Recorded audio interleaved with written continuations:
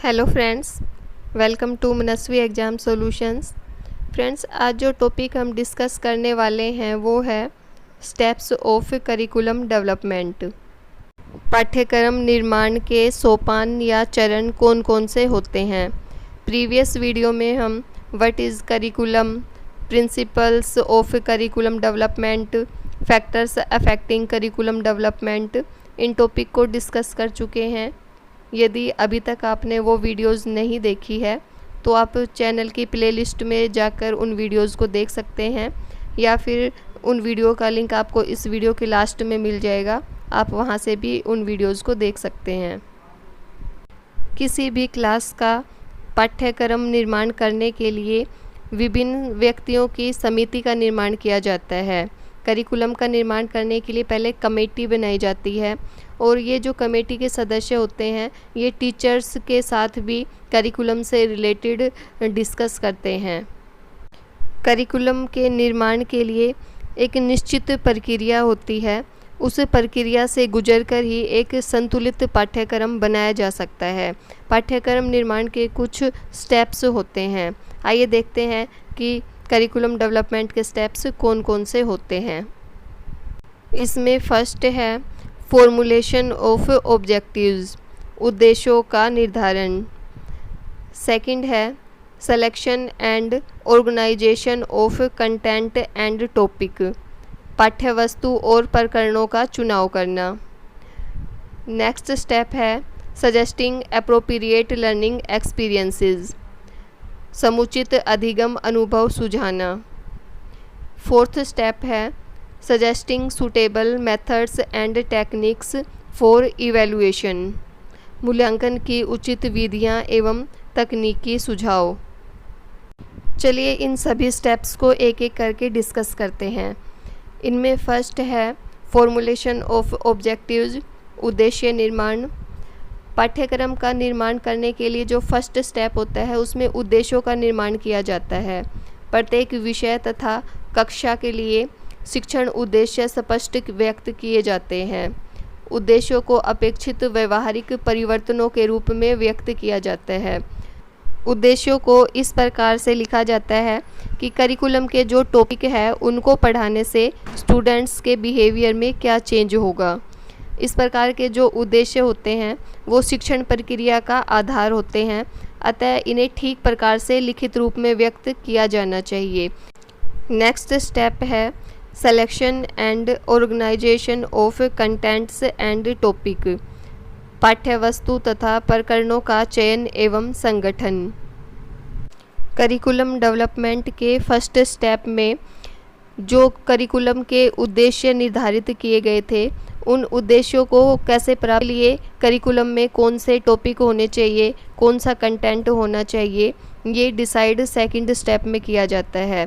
ऐसा निर्णय करना होता है कि किस कक्षा में कौन से प्रकरण पढ़ाए जाएं, कि कौन सी क्लास में कौन सा टॉपिक पढ़ाया जाएगा।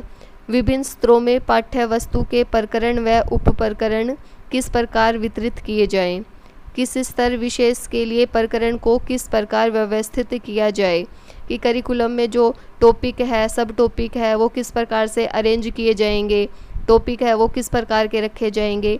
ये सब इस स्टेप में डिसाइड किया जाता है। जो टॉपिक डिसाइड किए जाते हैं वो स्टूडेंट्स की एज के अकॉर्डिंग डिसाइड किए जाते हैं कि उनका आईक्यू लेवल क्या है, उनकी तर्क क्षमता कितनी है, रीजनिंग पावर कितनी है उनका जो करिकुलम है उसका जो डिफ़िकल्टी लेवल है वो भी स्टूडेंट्स के अकॉर्डिंग ही रखा जाता है। नेक्स्ट स्टेप है सजेस्टिंग एप्रोप्रिएट लर्निंग एक्सपीरियंसेस, अधिगम अनुभवों का सुझाव। अगला चरण विषय वस्तु का ज्ञान देने के लिए प्रयुक्त विधियों को निश्चित करना है कि जो भी कंटेंट बच्चों को पढ़ाया जाना है उसके लिए कौन से टीचिंग मेथड का यूज किया जाएगा। शिक्षण अधिगम विधियाँ विद्यार्थियों के लिए अधिगम अनुभव तैयार करती है। यह सुनियोजित होनी चाहिए।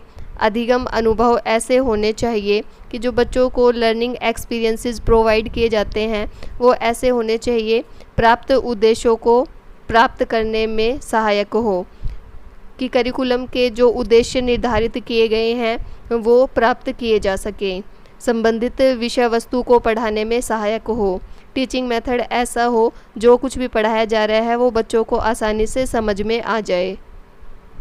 प्रभावपूर्ण एवं यादगार बनाने वाले हों कि टीचिंग मेथड इफ़ेक्टिव होना चाहिए।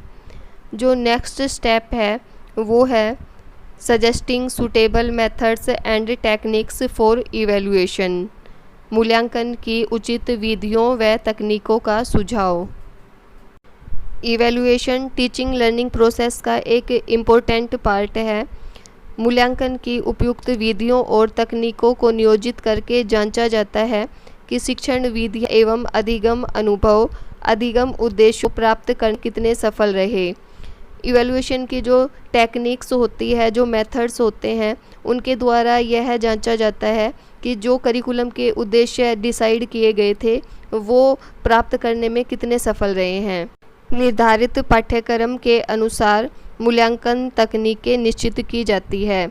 करिकुलम का निर्माण करते समय ही इवैल्यूएशन टेक्निक्स भी डिसाइड की जाती है कि स्टूडेंट्स का इवैल्यूएशन करने के लिए कौन सी टेक्निक का यूज किया जाएगा। इसके लिए करिकुलम में निर्देश लिखे जाते हैं, सामग्री कौन सी यूज की जाएगी इसके बारे में भी लिखा जाता है, जिसको कि टीचर टीचिंग लर्निंग प्रोसेस के दौरान स्टूडेंट्स का इवैल्यूएशन करने के लिए यूज कर सकते हैं। इस वीडियो में हमने स्टेप्स ऑफ करिकुलम डेवलपमेंट को डिस्कस किया। आई होप ये वीडियो देखने के बाद जब आप इस टॉपिक को अपनी बुक से पढ़ोगे तो ये टॉपिक आपको बहुत अच्छे से समझ आ जाएगा। यदि आपको ये वीडियो हेल्पफुल लगी हो तो इसे लाइक कीजिए, शेयर कीजिए and for more educational videos मेरे चैनल को सब्सक्राइब कीजिए और साथ में जो बेल है उसे भी प्रेस कीजिए ताकि आगे आने वाली वीडियोज़ का नोटिफिकेशन भी आपको मिलता रहे। Thanks for watching my video.